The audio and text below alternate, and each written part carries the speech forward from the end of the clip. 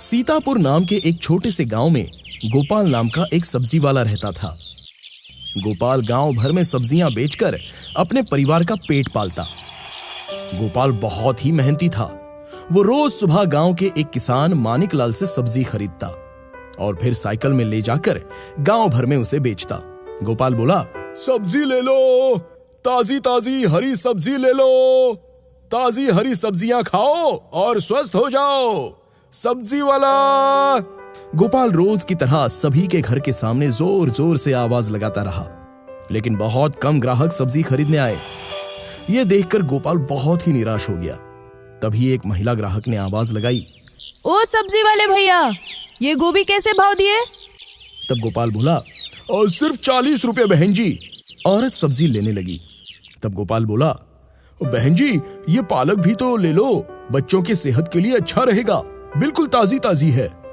तब महिला बोली, भैया पिछली बार तुमसे सब्जियां ली थी तो वो खा के मेरे बेटे का पेट खराब हो गया। ऐसा ही रहा तो मैं तुमसे सब्जियां नहीं लूंगी। ये लो, इसके 30 रुपए, इससे ज्यादा दाम नहीं दे सकती। तब गोपाल बोला, ठीक है बहन। सारा दिन थक कर और उदास हालत में शाम को गोपाल अपने घर पहुंचा। उसे उदास देखकर उसकी पत्नी सुधा बोली, ये क्या जी, आज फिर सब्जियां आधी ही बिकी, ऐसे में हमारा गुजारा कैसे चलेगा? तब गोपाल बोला, मैं क्या करूं, मैं सारे गांव में ईमानदारी से और कम दाम में सब्जियां बेच रहा हूं, फिर भी लोगों को मुझसे शिकायत रहती है। कहते हैं मेरी सब्जियों से उनकी तबीयत खराब हो जाती है, अब मैं क्या करूं? तब सुधा ने कहा, आप इस तरह से निराश मत होइए, कल मानिकलाल से बात कीजिए कि वो अच्छी सब्जियां दे। आपने देखा नहीं, ये सब्जियां खाकर तो हमारी बेटी की भी तबीयत ठीक नहीं रहती है। तब गोपाल बोला, हाँ तुम ठीक कहती हो, मैं कल ही मानिकलाल से बात करता हूँ। अगली सुबह गोपाल मानिकलाल के पास सब्जी लेने पहुंचा। तब गोपाल बोला, मानिकलाल जी बुरा मत मानिएगा, लेकिन गांव में लोग कहते हैं कि मेरी लाई सब्जियां खाकर वो बीमार हो रहे हैं। ये सुनकर मानिकलाल गुस्से से बोला, अच्छा, अगर मेरी सब्जियां खराब हैं तो जाओ और खुद उगाओ या कहीं और से खरीद लो। एक तो उधार सब्जियां ले जाते हो, ऊपर से मेरी सब्जियों को खराब कहते हो। अब देखता हूँ तुझे सब्जियां कौन देता है। गोपाल दुखी लटका हुआ चेहरा लेकर घर आ गया और सारी बात अपनी पत्नी सुधा से बताई। तब सुधा बोली, आप एक काम क्यों नहीं करते? आप खुद जैविक खाद का उपयोग कर अच्छी सब्जियां क्यों नहीं उगाते? तब गोपाल बोला, पर हमारे पास इतनी जमीन कहाँ है जिसमें मैं अच्छी तरह से खेती कर सकूं। तब सुधा बोली, हमारे घर के पीछे जो जगह खाली है ना, वहाँ हम इतनी सब्जियां तो उगा ही सकते हैं कि हमारा गुजारा चल जाए। गोपाल ने अपनी पत्नी सुधा की बात मान ली और दोनों ने मिलकर सब्जियां उगाने का काम शुरू कर दिया। देखते ही देखते गोपाल और सुधा की मेहनत रंग लाई। गोपाल ने जैविक खाद का उपयोग कर ऑर्गेनिक तरीके से सेहतमंद सब्जियां उगाई और अपनी उगाई सब्जियों की गांव में एक छोटी सी दुकान लगा ली। थोड़े दिन बाद गोपाल के दुकान में ग्राहकों की भीड़ लगने लगी। जब उन्होंने देखा कि गोपाल की सब्जियां मानिकलाल की सब्जियों से ज्यादा ताजी और सेहतमंद हैं और उनका दाम भी बहुत कम है। गोपाल की इसी ईमानदारी की वजह से अब उसे अच्छा मुनाफा भी होने लगा और उसने बड़ी जमीन लेकर और सब्जियां उगानी शुरू कर दी और धीरे धीरे गोपाल की सब्जियां दूसरे शहरों में भी बिकने के लिए जाने लगी। धीरे धीरे गोपाल की गरीबी दूर हो गई और वो एक अच्छा जीवन व्यतीत करने लगा। गोपाल की कामयाबी देखकर मानिकलाल को भी ये सबक मिल गया कि इंसान को लालच और बेईमानी से नहीं, बल्कि अक्ल, मेहनत और ईमानदारी से ही सफलता मिलती है। और उसने भी ऑर्गेनिक सब्जियां उगानी शुरू कर दी। इसलिए बच्चों, हमें मेहनत और ईमानदारी से ही काम करना चाहिए। इडली वाली की सफलता। दक्षिण भारत के एक गांव में कार्तिक रहा करता था। उसकी शादी लक्ष्मी से हुई थी। लक्ष्मी एक इडली वड़ा होटल मालिक की बेटी थी। कार्तिक और लक्ष्मी बहुत खुश थे।